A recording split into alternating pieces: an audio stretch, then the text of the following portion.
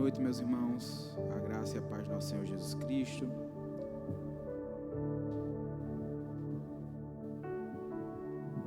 Mandei a luta aqui.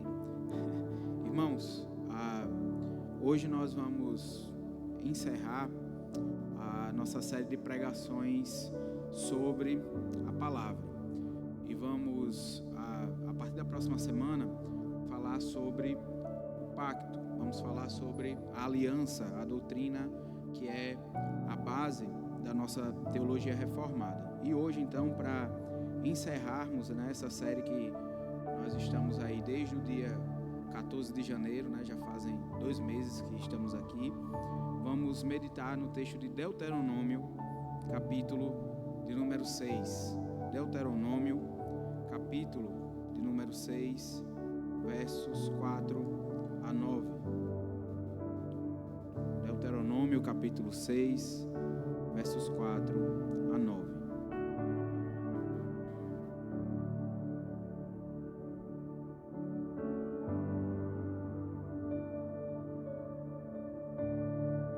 Assim diz a palavra do Senhor.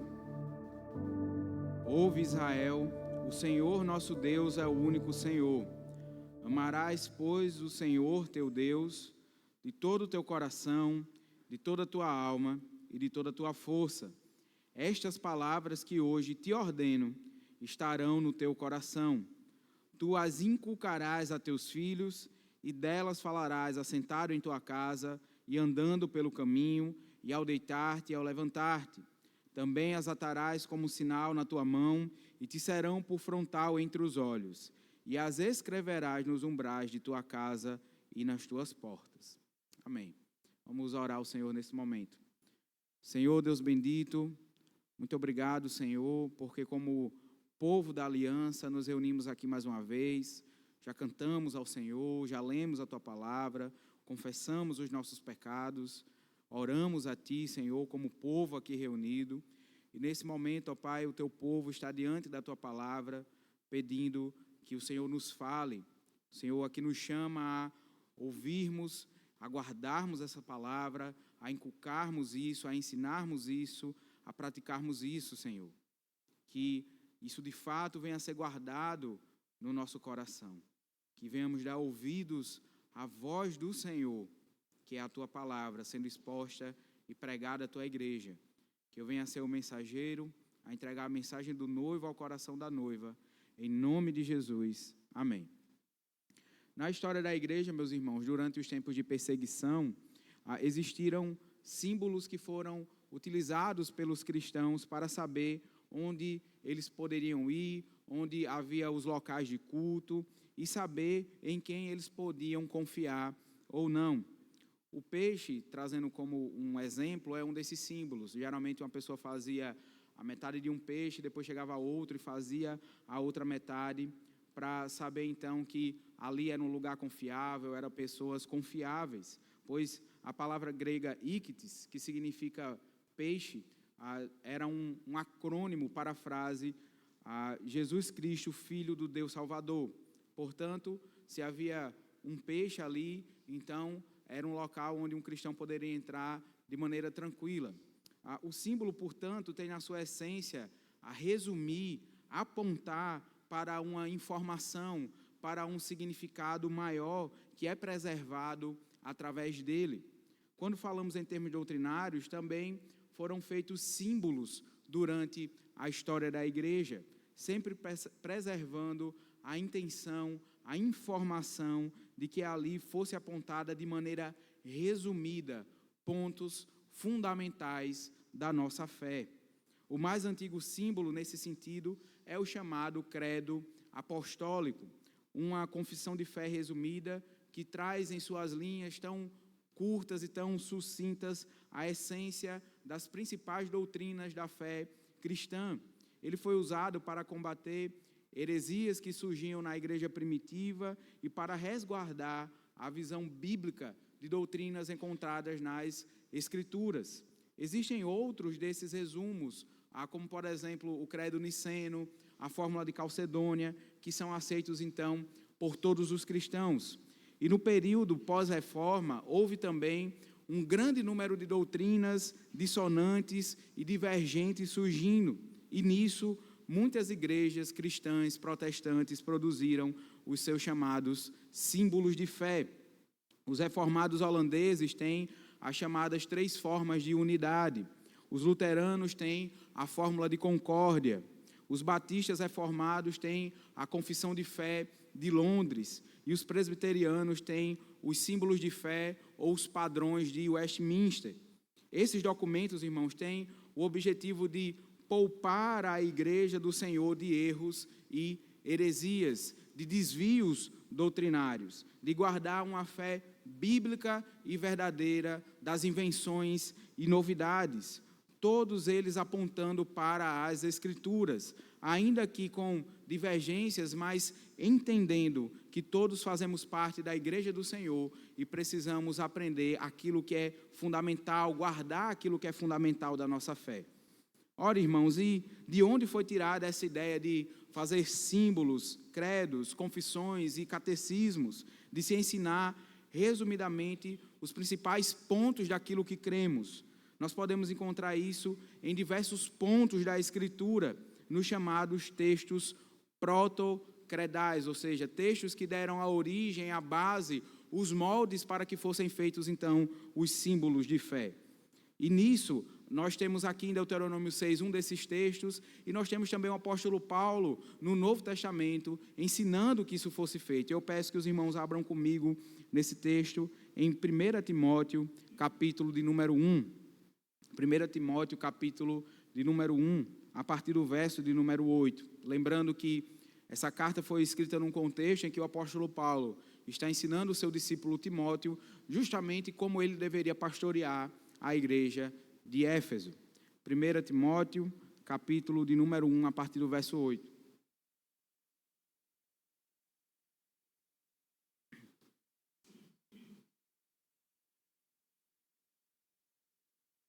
Assim diz a palavra do Senhor: não te envergonhes, portanto, do testemunho de nosso Senhor, nem do seu encarcerado, que sou eu. Pelo contrário, participa comigo dos sofrimentos a favor do Evangelho, segundo o poder de Deus, que nos salvou e nos chamou com santa vocação, não segundo as nossas obras, mas conforme a sua própria determinação e graça que nos foi dada em Cristo Jesus, antes dos tempos eternos, e manifestada agora pelo aparecimento de nosso Salvador, Cristo Jesus, o qual não só destruiu a morte, como trouxe à luz a vida e a imortalidade, mediante o Evangelho, para o qual eu fui designado pregador, apóstolo e mestre. E por isso estou sofrendo estas coisas. Todavia, não me envergonho, porque sei em que tenho crido e estou certo de que Ele é poderoso para guardar o meu depósito até aquele dia. Mantém o padrão das sãs palavras que de mim ouviste, com fé e com amor, que está em Cristo Jesus. Guarda o bom depósito mediante o Espírito Santo que habita em nós. Mantém o padrão das sãs palavras. O que o apóstolo diz aqui a Timóteo, que guarde esse modelo, que guarde esse padrão, é algo estabelecido então desde a antiga aliança, como nós vemos aqui em Deuteronômio 6. Deuteronômio 6, capítulo 4, Deuteronômio 6, versículo 4, é uma declaração de fé, é um resumo, uma confissão, que é conhecida entre os judeus como Shema, devido a essa primeira palavra, ouve, ser justamente o verbo hebraico Shema, e isso é ensinado para as crianças judias desde muito pequenininhas, elas lembrarem dessa palavra: ouve, Israel, o Senhor nosso Deus é o único Senhor. E nisso, amados, há uma demonstração da preocupação do Senhor, desde a antiga até a nova aliança, como nós vimos aqui, de que o povo aprenda a manter o padrão das palavras que recebeu do Senhor. Essa é uma preocupação que está aqui no livro de Deuteronômio, porque Moisés estava preparando esse povo, que na sua maioria havia crescido no deserto, ou que havia nascido no deserto, para entrar na terra prometida. Essa geração iria receber a bênção que havia sido dada a seus pais mas que lhe foi negada por conta de sua desobediência. Como nós vemos no livro de Números, acontece justamente de que esse povo desobedece ao Senhor, não crê na promessa do Senhor, e o povo, como punição, recebe justamente o fato de que todos aqueles maiores de 20 anos, exceto Josué e Calebe, cairiam no deserto. Essa geração, então, que cresceu ali, que nasceu ali no deserto, estava sendo preparada na repetição das verdades básicas, no ensinamento de que isso seja ouvido, guardado e passado adiante, para que quando eles chegassem então na terra prometida, não se misturassem com outros povos, não seguissem os seus deuses, mas mantivessem o padrão da crença e da fé. Algo que é óbvio, irmão, mas muitas vezes o óbvio precisa ser dito e precisa ser lembrado, é que eles deveriam ouvir atentamente para que não se esquecessem, para não negarem aquele que os levou até a terra prometida e quais então os princípios que eles deveriam seguir quando chegassem ali. Por isso o livro de Deuteronômio lembra constantemente da necessidade da obediência, da fidelidade, da necessidade de que esse povo tinha de seguir a aliança do Senhor, não como obras de mérito para conquistar alguma coisa, mas porque o Senhor é gracioso e misericordioso e se relacionava com eles dessa forma. A aliança do Senhor, o seu relacionamento com Israel, deveria ser guardado nos termos que o Senhor, o seu Deus, e eles que eram seu povo, deveriam seguir isso. Não deveria ser um relacionamento superficial, baseado em barganhas, baseado em rituais vãos, baseado em sacrifícios que simplesmente têm o objetivo de comover aquele Deus para lhes fazer algo, como era com os outros povos. Não, esse relacionamento não é assim com o Senhor. A aliança é baseada na graça de Deus e a resposta em gratidão a essa graça. Por isso o povo de Israel precisava ser constantemente lembrado de quem era o Senhor e como eles deveriam responder a Ele. Assim também, irmãos, somos lembrados em nossos padrões de fé de manter o modelo das sãs palavras, a buscarmos sempre uma fé mais bíblica, uma fé mais pura, uma fé mais saudável, não baseada em apelos culturais, sociais, filosóficos ou sociológicos, e sim olhando para as Escrituras e apontando para a sã doutrina. É por isso, irmãos, que queremos que os irmãos guardem no coração isso que nós vimos nesse texto, que a pregação fiel, o ensino fiel, a doutrina fiel, ensina, leva e orienta a guardar, a manter, a confessar e a promover uma fé bíblica. E essa fé confessional, em primeiro lugar, aponta para o Senhor. É o que nós vemos em Deuteronômio 6, verso 4. Ouve, Israel, aquilo que nós estamos tratando aqui desde o primeiro domingo. O nosso Deus é um Deus que fala, se comunica conosco. Não é um Deus que nos deixa simplesmente, vocês devem fazer aquilo que vocês querem, o importante é ser sincero. Não, o nosso Deus é um Deus que se revela, que se relaciona conosco.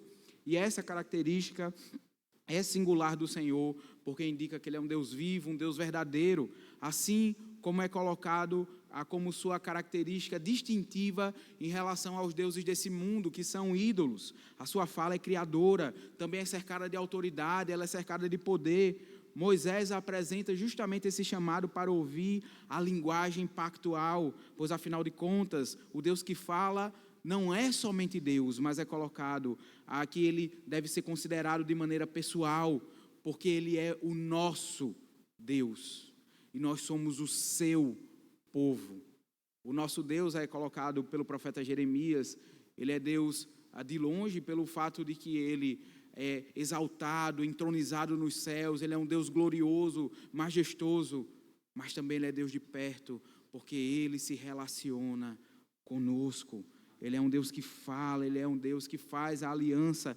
Por isso Ele diz, vocês são os meus filhos, vocês são as minhas ovelhas, vocês são o meu povo e eu, o seu Deus. Ele não é, meus irmãos, uma força mística que movimenta o universo.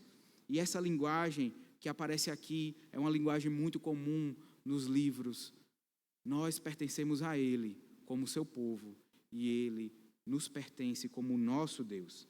É por isso que ele apresenta que esse Deus, ele é o único que pode ser chamado de Senhor. Se os irmãos observarem na sua Bíblia, essa palavra Senhor está grafada com todas as letras maiúsculas, justamente aqui porque no original hebraico está o nome próprio de Deus, que é Yahvé. E nisso nós temos o nome próprio do Senhor. Ele é o único que pode ser chamado dessa forma. Moisés está afastando pecados de idolatria. Moisés está dizendo, nosso Deus não é apenas mais um Deus que recebe esse nome. Ele é o Senhor, Ele é Yahvé, Ele é o libertador.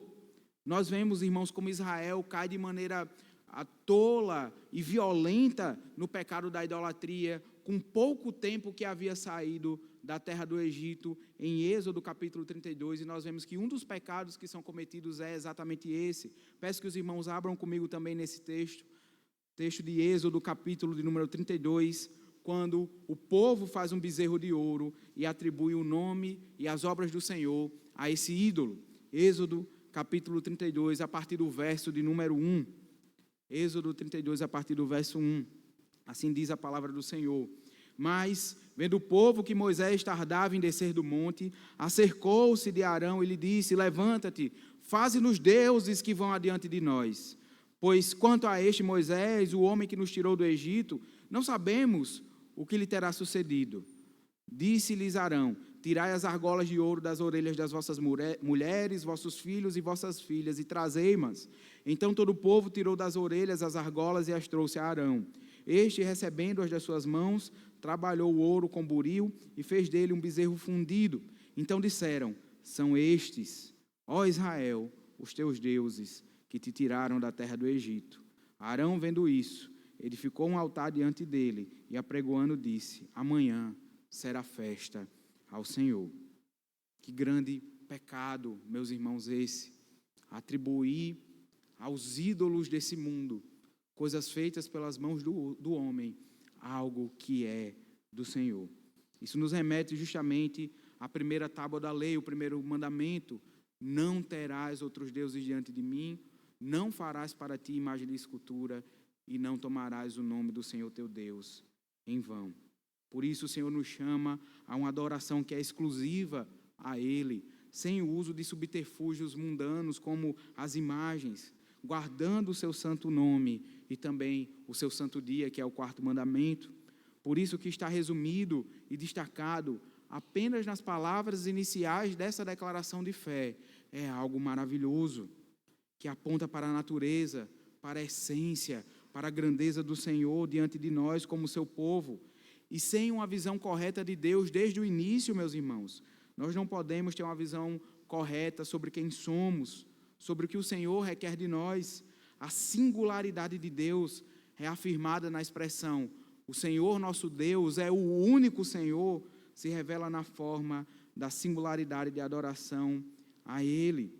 Enquanto os outros deuses, como nós já falamos, eram adorados através de sacrifícios que tinham sentido de barganha, até mesmo sacrifícios humanos e mutilações, o nosso Deus, Ele exige sacrifícios sim, mas esses sacrifícios não são apontando para algo que Ele deveria fazer, mas é apontando para a sua promessa, que viria o Cordeiro de Deus, que tira o pecado do mundo. Desde o início, em Gênesis 3, quando Adão e Eva foram expulsos do jardim do Éden, o Senhor havia estabelecido o princípio do sacrifício, quando, tirando as figueiras que eles mesmos haviam colocado para se cobrir, o Senhor tira a pele de um animal inocente, coloca sobre Adão e Eva, mostrando a necessidade de que o inocente morreria no lugar do culpado. Deus não era adorado como os outros deuses. Deus é adorado de maneira singular, em espírito e em verdade, e até mesmo os sacrifícios, quando não eram oferecidos da maneira que o Senhor requeria, ou seja, com o coração contrito, não eram aceitos, como ele diz lá em Isaías capítulo 1, parem de entrar nos meus átrios, parem de me adorar, pois eu não suporto o ajuntamento solene junto com iniquidade. Como nós vemos também no Salmo 51, que o Senhor diz, eu não exijo sacrifícios, o sacrifício agradável verdadeiramente ao Senhor é um coração compungido e contrito. Ele é um Deus único, por isso caiam todos os ídolos, sejam materiais ou imateriais, em nossas vidas. E este é um uso claro desse texto, meus irmãos. Toda a ideia sobre Deus que não está de acordo com essa ideia apresentada aqui, ou seja, que não é uma ideia bíblica, deve ser rejeitada. O mundo quer que creamos em um Deus que se adeque às nossas vontades, que se molda de acordo com as nossas preferências. Achamos que são os nossos gostos, os nossos motivos, a nossa vontade que está em primeiro lugar. Achamos que tudo o que basta é sinceridade e boa intenção no trato com o Senhor, e isso não é verdade.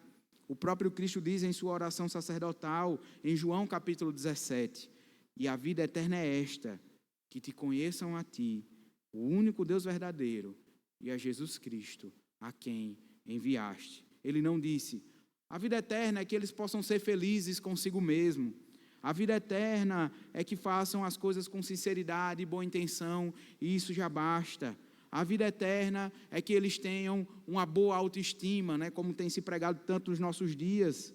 Não, conhecer a Ele, conhecer a Cristo.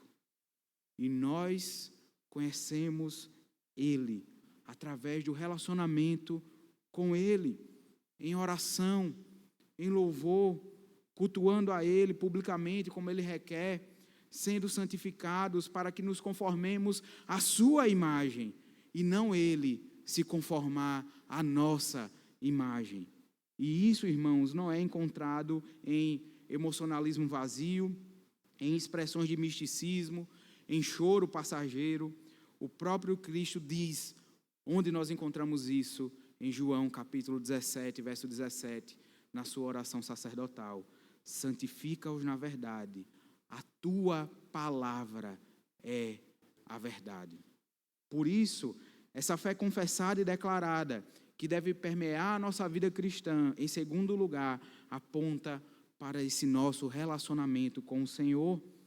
Depois de contemplarmos o Senhor, somos chamados a esse relacionamento com Ele, e não é um relacionamento de pavor, de opressão, mas é um relacionamento de amor, e amor segundo as Escrituras, não o amor segundo o mundo. Somos chamados a amar ao Senhor, que é o nosso Deus, e vemos aqui, mais uma vez, a linguagem pactual permeando as palavras de Moisés, pois esse amor é com a totalidade do nosso ser. Ele vai dizer com todo o nosso coração, com toda a nossa alma, com toda a nossa força. Com o coração, meus irmãos, isso significa, nós devemos entender que as palavras, elas têm significados diferentes ao longo do tempo, e eu sei que na nossa época, coração tem muito a ver com a questão da emoção, com a questão da paixão, mas na linguagem hebraica do Antigo Testamento, coração não tem a ver com essas coisas, mas tem a ver, na verdade, com aquilo que é mais íntimo do nosso ser. Por incrível que pareça, o hebreu ele amava com as entranhas, né, como é dito pelo apóstolo Paulo, de entranhados afetos, mas aquilo que é mais íntimo, aquilo que é mais interno do nosso ser, é chamado de coração. Aquilo que nós somos verdadeiramente, sem máscaras. Por isso a Bíblia diz em Provérbios capítulo 4, verso 23, sobre tudo o que se deve guardar, guarda o coração, porque dele procedem as fontes da vida. Por isso o profeta Jeremias diz, cuidado com o seu coração, porque ele é enganoso. Por isso o profeta Ezequiel diz no capítulo 36, que quando o Senhor nos converte, ele tira de nós um coração de pedra e nos dá um coração de carne. Por isso nós só amamos verdadeiramente o Senhor quando adoramos com o nosso coração, com aquilo que é mais íntimo, com aquilo que é mais interno. Isso não é, meus irmãos, um chamado ao emocionalismo, mas é justamente mantermos o mais íntimo do nosso ser em proximidade com o Senhor, em sermos cheios do Espírito Santo, em sermos preenchidos com a sua palavra. Com toda a alma nós também somos chamados a amar ao Senhor. Nós somos chamados a adorar a Deus em espírito e em verdade. A vida do cristão, meus irmãos, é uma nova vida espiritual. Ora, irmãos, que grande perigo é um cristianismo que é meramente nominal. E isso pode se revelar em duas faces da mesma moeda. Pode se revelar em uma vida fria, indiferente diante do Senhor, que só é mantida por costume ou conveniência, e que assim é distante e não faz diferença alguma. E o outro lado disso, que é o seu oposto, é o fervor espiritual que é fingido e mecânico, tão somente externo, baseado em imitações e em jargões, para convencer a si mesmo e aos outros que de fato você é espiritual. Os que vivem nessas situações, ao serem confrontados pela palavra, muitas vezes se sentem ofendidos, incomodados, porque entendem que na sua superficialidade, eles já vivem aquilo que Deus requer. Um pode dizer, Deus requer a minha presença, eu estou aqui e isso é o suficiente. O outro pode dizer, Deus requer a minha espiritualidade, eu estou fazendo tudo o que acho, o que parece ser espiritual e isso é suficiente. Ainda que se mostre o que a palavra exige, o que o Senhor exige, no fundo, são senhores de si mesmos e não se submetem. É por isso que a linguagem da conversão na Escritura não é de uma mera mudança de hábitos ou de um estabelecimento de uma nova rotina externa, mas é de nascer de novo, um novo nascimento, uma nova criatura, como diz o apóstolo Paulo, lavar regenerador do Espírito Santo, como Jesus ensina a Nicodemos em João capítulo 3, e eu peço aos irmãos que abram comigo também nesse texto, Evangelho segundo João capítulo 3, e vamos ver a partir do verso 1.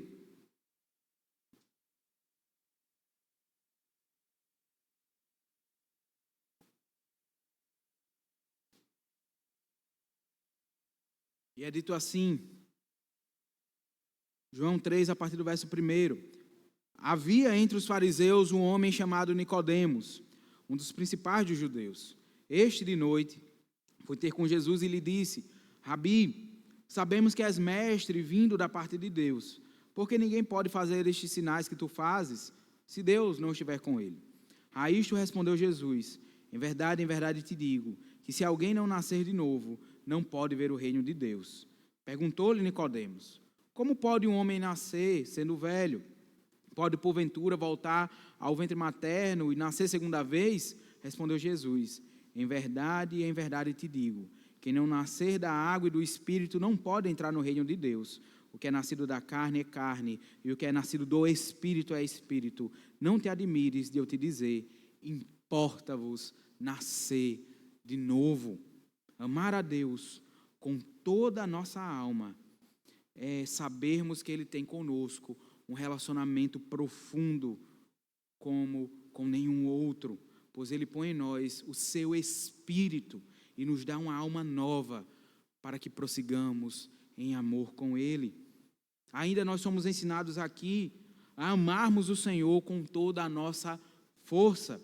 A palavra força aqui, meus irmãos, significa mais do que força física, significa, na verdade, devemos amar a Deus vigorosamente, com a nossa emoção, com o nosso afeto, com o nosso coração aqui nesse sentido mais contemporâneo, disposto ao Senhor.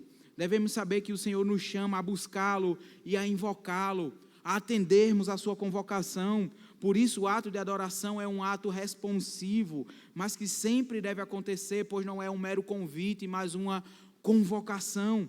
É como diz o salmista, nós pedimos ao Senhor para estar em sua presença santa e nós buscamos isso. Salmo 27, verso 4 diz, uma coisa eu peço ao Senhor e a buscarei, que eu possa morar na casa do Senhor todos os dias da minha vida, para contemplar a beleza do Senhor e meditar no seu templo.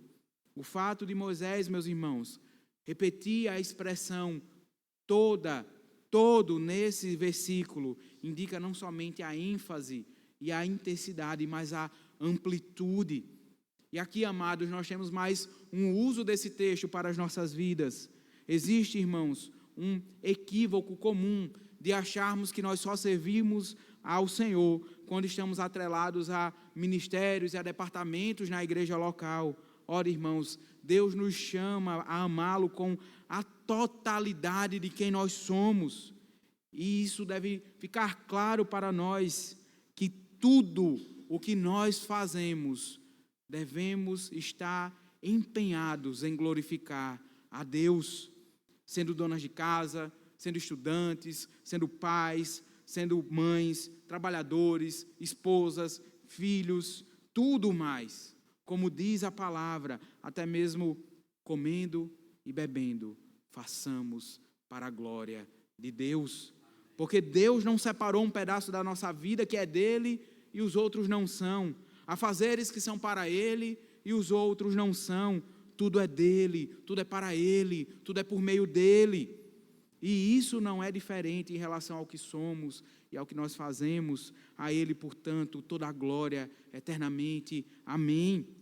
E é justamente essa vida de dedicação total ao Senhor que deve estar na nossa pregação e na declaração da nossa fé, que é o grande distintivo santificador entre luz e trevas, entre a igreja e o mundo, entre o povo do Senhor e aqueles que não fazem parte desse povo, entre os filhos da mulher e os filhos da serpente. Por isso que nos primeiros versos do capítulo 7 de Deuteronômio, o Senhor fala de uma separação radical entre o povo de Israel e os povos cananeus, pois a decorrência da mistura com esses povos seria a idolatria. Eu peço aos irmãos, então, que abram comigo também nesse texto, em Deuteronômio, capítulo 7, e vamos ler a partir do verso de número 1. Deuteronômio, capítulo 7, a partir do verso de número 1.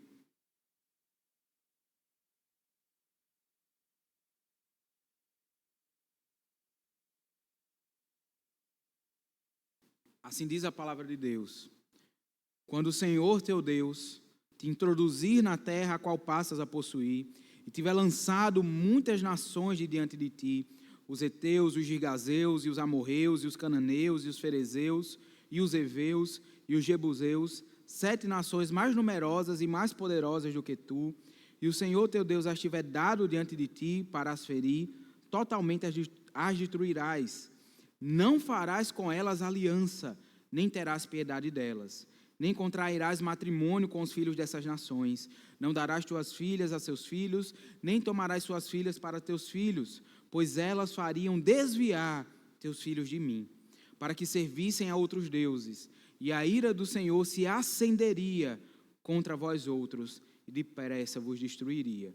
Porém, assim lhes fareis: derribareis os seus altares, quebrareis as suas colunas, cortareis os seus postes ídolos e queimareis as suas imagens de escultura. Obviamente esse texto tem várias aplicações, nós não vamos nos aprofundar nelas, mas algo que fica evidente é que essa adoração não poderia ser misturada, não poderia ser mista com aquilo que as outras nações faziam. Em Neemias capítulo 13, verso 1 a 3, é dito ali que o povo leu na lei de Moisés que eles não deveriam se misturar com os moabitas e os amonitas, e o verso 3 diz: o povo de Israel, a partir disso, então, tirou todo o elemento misto do meio do povo de Israel.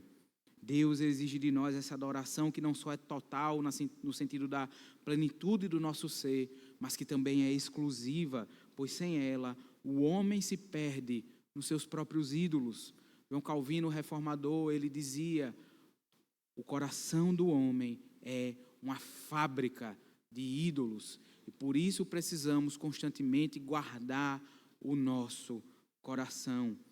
E esses ídolos, meus irmãos, como é colocado aqui em Deuteronômio 7, necessariamente nos levam ao desvio e à destruição. Em terceiro lugar, meus irmãos, a pregação que aponta para a confissão bíblica da fé, aponta para a propagação dessa fé bíblica. Uma declaração de fé, meus irmãos, que não é aprendida, que não vira instrução para ser guardada, não adianta. Ela perde a sua função, que é ensinar e preservar o reto ensino. E os versos 6 a 9 nos mostram como essas palavras deveriam ser ensinadas.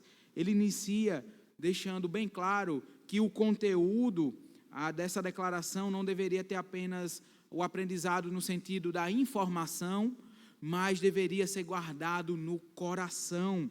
Não deveria ser esquecido e engavetado, nem tão somente decorado pela mente, mas trazido para o coração. Essas palavras deveriam estar no coração do povo, e só então, estando no coração, deveriam ser passadas exteriormente. O primeiro alvo externo dessa palavra aprendida é a família. É o que vemos no verso 7. Um dever muito claro que todos nós, pais e mães cristãos, devemos ter em mente, é que a educação cristã dos nossos filhos começa em casa. Como dissemos na semana passada e lembramos aqui mais uma vez, não adianta terceirizar, jogar para os outros a responsabilidade que cabe a nós. Os professores de EBD, os presbíteros e quem mais estiver na igreja são auxiliares nessa educação. E o pastor, como ministro ordenado do Evangelho, também é aquele que traz a palavra para a igreja como um todo, para as famílias ouvirem, como vemos claramente nos textos que falam do ajuntamento solene do povo de Deus. E aqui me permita falar também aqueles que são jovens, adolescentes e também crianças que estão aqui nesse momento. Vocês têm o privilégio e o direito de serem criados no caminho do Senhor. Não desprezem isso. Ouçam os seus pais. Vocês que ainda têm seus filhos debaixo da sua responsabilidade, e esses filhos estão na igreja, vocês têm uma grande bênção e um grande privilégio. Não desprezem, não desperdicem isso. Mas é difícil, pastor. Mas ele não me ouve. Ninguém disse que seria fácil. Ninguém disse que seria tão assim, a gente abre a nossa Bíblia e nós falamos e a criança nos ouve, o adolescente nos ouve e ele nos obedece. Mas é o nosso dever. E por isso fica a exortação para os dois. Filhos, obedecei. Ouçam os seus pais. Pais, amem, ensinem os seus filhos. E aqui, obviamente, isso cabe, essa exortação, ela vai ser enfática aos pais, pois é dada aos pais o dever de inculcar, ensinar, educar os seus filhos. Pois uma certeza que você pode ter, pai e mãe, é que se você não fizer isso, alguém vai fazer. Se você não ensinar, alguém ensinará. Se você não ensinar o caminho da fé e do Senhor, ele será educado e ensinado em outro caminho. Não adianta você querer formar na sua casa um médico, um advogado, o que quer que seja, se a sua primeira preocupação não for que seu filho seja um cidadão dos céus. Certamente, todos os pais aqui se preocupam com a saúde física de seus filhos. E eu peço que vocês façam uma pergunta a si mesmos e sejam sinceros. Esquadriem o seu coração nesse momento. Você se preocupa com a saúde espiritual do seu filho da mesma forma que você se preocupa com a sua saúde física, com a saúde física dele? Se pergunte isso. Esquadrinhe o seu coração. Ame o seu filho. Eduque o seu filho. Sabemos e que fique claro que a conversão dos filhos não depende dos pais, mas que isso jamais seja usado como desculpa. Infelizmente hoje a minha esposa e o meu filho não puderam estar aqui, né, mas pela manhã nós estivemos lá em Felipe Camarão, né, no culto e também na escola dominical. E é interessante como Davi, daquele tamanho, né, já demonstra ali a depravação total. E às vezes ele diz, eu não quero ir. Eu disse, mas você vai. Você não tem que querer. A gente dá o brinquedo para ele se distrair no carro. Quando a gente chega no carro, a gente diz, Davi, o brinquedo vai ficar dentro do carro. Quando você sair, quando a gente sair da igreja, você pega de volta. E ele tem ido e tem aprendido. Não é fácil, porque nós somos pecadores, nossos filhos são pecadores. Mas continue trabalhando, orando, lançando a semente e deixando que o Espírito Santo faça o seu trabalho. Reguemos, pois o crescimento vem do Senhor. E para mostrar, meus irmãos, o quão intenso deveria ser esse ensino, Moisés nos dá no verso 7 essa imagem de continuidade.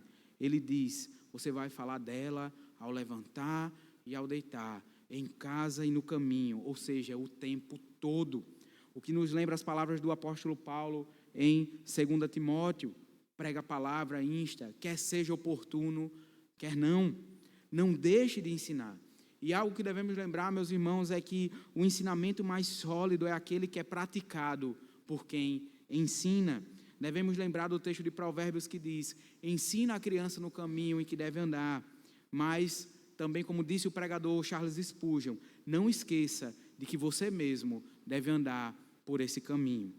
E essa, meus irmãos, é historicamente uma preocupação dos presbiterianos, uma preocupação genuína, tanto que os teólogos que produziram os nossos símbolos de fé fizeram um deles voltado para o ensino das crianças. O breve catecismo de Westminster é algo de uma simplicidade, de uma profundidade tão grande, que faz parte da nossa identidade reformada, que traz o ensino bíblico e genuíno. E os irmãos podem ter certeza de que essa é uma preocupação genuinamente presbiteriana, de que os nossos filhos tenham inculcados no coração esse ensino confessado e declarado nas Escrituras. Tanto é que a primeira pergunta desse catecismo já mostra para as nossas crianças qual é o sentido da vida. Glorificar a Deus e alegrar-se nele para sempre. As nossas crianças já têm essa ferramenta para aprender isso desde a mais tenra idade. Portanto, irmãos, se tem uma coisa que nós nos preocupamos, enquanto presbiterianos e reformados, que batizamos as nossas crianças, que consideramos as nossas crianças como membros do povo da aliança, é ensiná-las no caminho do Senhor. Seguindo o texto, irmãos, vemos nos versos 8 a 9 que essas palavras devem estar mais externas ainda, ao ponto de estarem até mesmo nos adereços pessoais e nas paredes da casa. E os judeus faziam isso literalmente, irmãos, escrevendo esse texto ao redor dos seus portais e colocando em seus cabelos filactérios com esse texto amarrado. Obviamente, irmãos, nós não devemos hoje trazer isso literalmente como um mandamento, mas a função disso não é criar amuletos nem coisas para superstição, pois não é atribuir o poder mágico a essas coisas. A intenção aqui é de instruir, guardar e trazer isso sempre à memória, porque nessa época as pessoas não tinham acesso à Bíblia na palma da mão como nós temos, então por isso que isso deveria ficar espalhado, visível em todos os lugares. Também não é pecado se o irmão quiser colocar um versículo na sua parede, só entendendo aqui o contexto que é colocado. Devemos pensar na função importante disto, de as pessoas olharem e lembrarem: o Senhor é o único Senhor, devemos amá-lo com todo o nosso coração, com toda a nossa alma e com toda a nossa força. O ensinamento que isso deixa para nós hoje é que precisamos, meus irmãos, sempre e sempre nos alimentar, transbordar e meditar na palavra de Deus. Precisamos ter a nossa fé, aquilo que nós cremos, aquilo que nós temos esperança, naquilo que nós temos correção e alívio sempre diante de nós, para nos lembrar quem Deus é e o que Ele requer de nós. Sem uma declaração de fé, sem confessarmos aquilo que a palavra nos diz, começaremos rapidamente a nos perder nas crendices, nos achismos e na falta de identidade. Criaremos a partir do nosso coração pecador ideias erradas sobre Deus, sobre o que nós somos, sobre o que Ele requer de nós. Estaremos desviados da verdade, achando que estamos sendo piedosos, como o povo com o bezerro de ouro, que achava que estava cultuando ao Senhor naquele momento. Começaremos até mesmo, meus irmãos, a desprezar a palavra, como alguns fazem de maneira tola, usando o argumento: a letra mata, dando a esse verso uma interpretação completamente errônea, e assim nos colocando como juízes da Escritura e ouvindo mais os nossos sentimentos do que a palavra de Deus. Aplicaremos esse ensino errado na nossa família, Aplicaremos esse ensino errado no nosso trabalho, na nossa visão sobre Deus, na nossa visão sobre culto. Dessa forma, não há outra saída. Trazer a palavra sempre diante de nós e mantermos os padrões de fé, as verdades essenciais, que são resumidas e guardadas nos símbolos doutrinários, são as melhores armas que dispomos. Como disse para os irmãos no início, os credos e as confissões começaram para combater as heresias, quando homens se esqueciam do Deus que havia se revelado nas Escrituras e começavam a criar fantasias para que pudessem se adequar às suas filosofias. Se você ainda não está em Cristo, não se engane, você tem colocado uma declaração de fé falsa para você mesmo. É necessário se arrepender e começar a conhecer o Cristo verdadeiro. Não o Cristo da mídia, não o Cristo do seu próprio coração, não o Cristo que você acha que é, não os ídolos que dizem que Ele é, mas o Cristo revelado nas Escrituras, pois Ele é a palavra. Por isso, arrependam-se dos seus pecados, creiam em Cristo, o Deus verdadeiro, o único Senhor. E a todos, lembrem-se das palavras que eram gravadas nos umbrais das portas, o mesmo lugar onde era colocado o sangue do Cordeiro da Páscoa. Porque, meus irmãos, Jesus, o Cordeiro de Deus, é a palavra, o Verbo encarnado de Deus. A palavra de hoje nos chama a ouvirmos para aprender e então declarar e então confessar, pois somos filhos do único Deus vivo e verdadeiro. Não é um Deus mudo, mas um Deus que anda diante dos seus filhos e diz, ouve, que nos mostra quem Ele é, qual o caminho que nós devemos manter para sermos saudáveis e retos e puros na nossa fé. É uma fé confessional que confessa ao Senhor, o único Deus verdadeiro. Amém. Nesse momento, irmãos, vamos nos colocar de pé e em resposta à pregação da palavra de Deus, vamos cantar um hino ao Senhor, hino de número 110A, confirmado? O hino de número 110A, vamos cantar ao Senhor em resposta à sua palavra.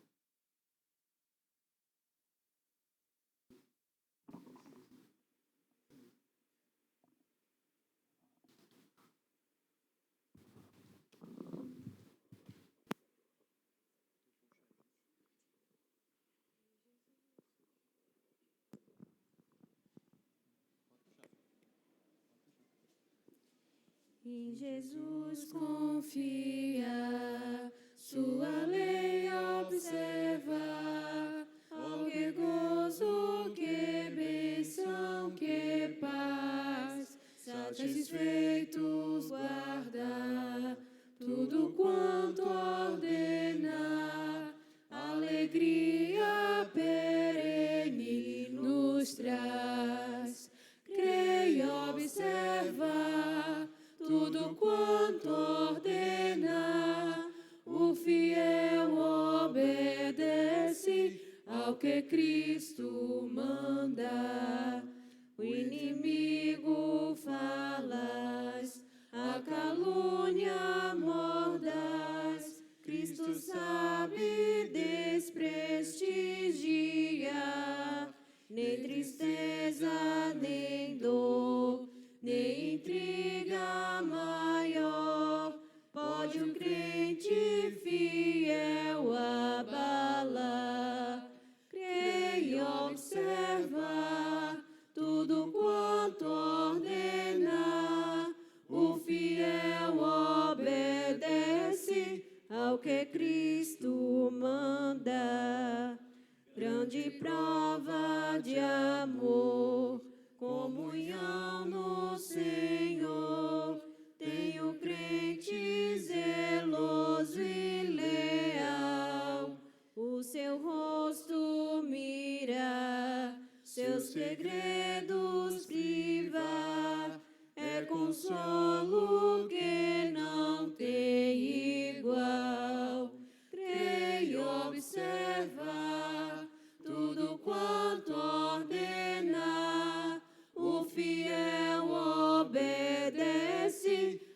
que Cristo manda. Resoluto, Senhor, e com zelo e fervor, os teus passos queremos seguir, teus preceitos guardar, o teu nome exaltar, sempre a tua vontade cumprir. Creio, observa tudo quanto ordena, o fiel obedece ao que Cristo manda. Amém. Oremos, irmãos. Senhor, nosso Deus, nós te agradecemos, ó Pai, porque temos um Deus vivo e verdadeiro, um Deus que fala conosco, se relaciona conosco, um Deus que se fez carne e habitou no meio de nós, cheio de graça e de verdade, que por nós sofreu o peso da cruz do Calvário, esmagado pelos nossos pecados, mas que não está morto, está vivo, ressuscitou e permanece à direita como nosso mediador. O teu povo da aliança ouviu a tua palavra, ó Pai, e te pedimos que guardemos isso no nosso coração, passemos isso para os nossos filhos, passemos isso para todos aqueles quanto carecem da tua graça, da tua glória e da tua palavra, Senhor, que o nosso coração esteja cheio disso, para que possamos transbordar o teu Espírito Santo, ó Pai, que venhamos te adorar e viver a tua palavra com a totalidade do nosso ser, com todo o nosso coração, com toda a nossa alma, com toda a nossa força, empenhados, ó Pai, em sermos luz e sal, empenhados, ó Pai, em sermos candeia no meio desse mundo tenebroso, Senhor. Abençoa a tua igreja, para que o teu nome venha a ser glorificado e a tua igreja venha a ser edificada mais e mais, ó Pai. Também queremos levantar a ti nesse momento, Senhor, como tua igreja, como teu povo da aliança reunido aqui, as lutas dos nossos irmãos que têm lidado, ó Pai, com espinhos na carne, que têm lidado, ó Pai, com doenças, com enfermidades, ó Pai, que o Senhor esteja abençoando nas suas lutas, que o Senhor esteja curando o seu corpo, mas que acima de tudo eles possam encontrar consolo e alívio em Ti, Senhor, que seja um momento de mais proximidade, que seja um momento, Senhor, de se achegar a Ti e de ter esse conforto, ó Pai. Também clamamos pelos nossos irmãos que têm lutado, ó Pai, com questões espirituais, mentais, Senhor, com depressão, com ansiedade, com tantas outras lutas que são internas e que são da alma, que o Senhor esteja iluminando, abençoando os nossos irmãos, ó Pai, que o Senhor esteja cuidando deles e trazendo, ó Pai, este alívio, esta luz, esse conforto e esse consolo que vem do Teu Espírito Santo. Que o Senhor abençoe o Teu povo que se reúne aqui nesse lugar, para que sempre venham ouvir a Tua voz e Te amar com a totalidade do ser. Assim nós te oramos na certeza de que o Senhor é o nosso Senhor e nós somos o Teu povo. Em nome de Jesus. Amém.